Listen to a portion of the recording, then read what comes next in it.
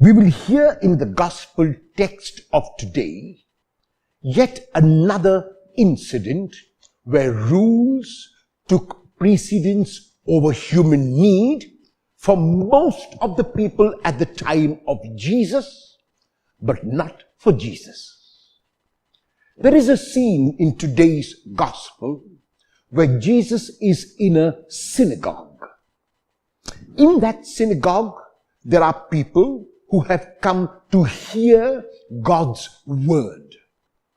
And even as the people come to hear God's word, the religious authorities are watching Jesus.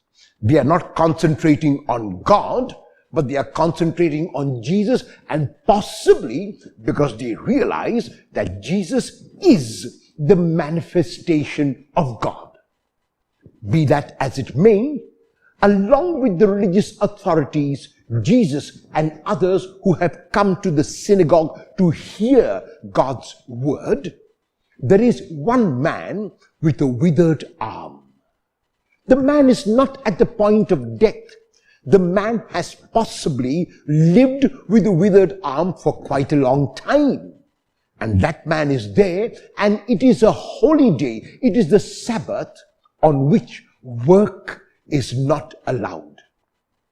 And those who keep the external rule, the religious authorities, want to trap and catch Jesus if he heals a man on the Sabbath, because it will be considered work.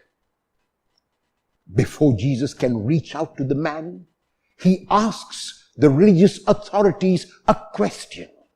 And the question is very, very pertinent when he says, I ask you, is it lawful to do good or to do harm on the Sabbath? To save life or to destroy it? And the religious authorities are silent. Why is it that they cannot answer Jesus?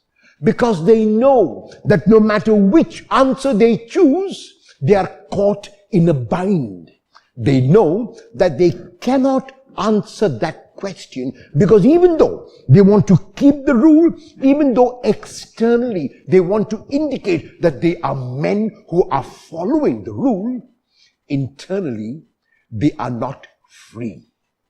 Jesus takes the silence of the religious authorities as manifestation of their ignorance, as manifestation of their arrogance, as manifestation of their wanting to trap him. And he asks the man with the withered arm to come and stand in the center of them all. With the word, Jesus heals the man, to whom he says, stretch out your hand.